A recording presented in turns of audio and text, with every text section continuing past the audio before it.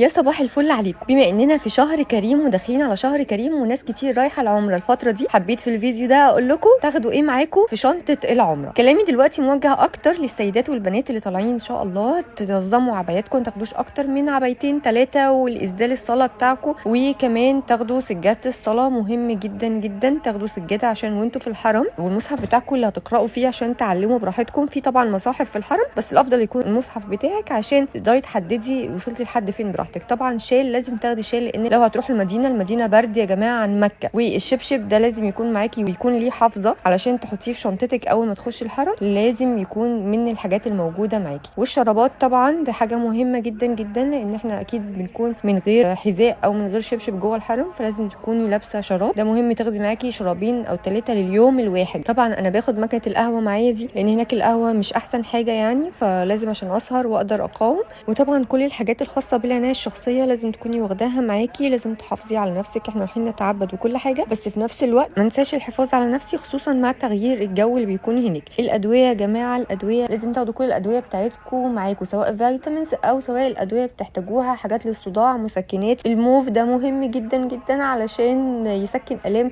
لو هتعملي اكتر من عمره. طبعا رجلك هتوجعك فلازم تاخدي او تدهني من الموف. الادويه هناك غاليه جدا فحاولوا انكم تاخدوا الادويه بتاعتكم معاكم للسعوديه. طبعا ما تنسيش الحاجات الخاصه بالشعر، سواء المشط، التوك، المقص اللي هتقصي بيه شعرك بعد العمره. طبعا مهم جدا تاخدوا معاكم المشترك ده لان في دول الخليج عامه فيش الكهرباء كلها ب3 خوارج. والكتيب ده يا جماعه مهم جدا تاخدوه معاكم، هو موجود فيه اذكار الصباح والمساء وموجود فيه كل الاذكار اللي في الكتاب والسنه، وبيتباع هناك كمان في مكه او المدينه. والشوكليت دي انا كل ما اروح اعمل عمره لازم اخدها معايا لكذا سبب. اولا فيها كوفي او فيها اسبريسو من جوه، تساعدني ان انا اسهر، اقعد من الفجر للضحى واصلي الضحى حاضر في الحرم وافضل صاحيه فتره كبيره جدا. دي بتتباع في محلات الفار للشوكولاته، موجوده في التجمع، موجوده في بورسعيد، في اماكن كتير جدا. نوت مهم جدا تاخدي معاكي النوت تكتبي فيها بالظبط انت هتعملي ايه كل يوم، وتحضري كده لليوم بتاعك من اوله لاخره علشان تكوني يعني وفيتي كل حاجه وما تنسيش حاجه. لو هتدعي لحد دعاء عايزه تكتبيه، كل حاجه لازم ده كله تكتبيه وتحضري ليومك وتحضري لعمرتك بعنايه. طبعا ما تنسيش تاخدي فوطه صغيره تقدري تحطيها في شنطتك عشان لما تتوضي وانت في الحرم لو قاعده فتره طويله.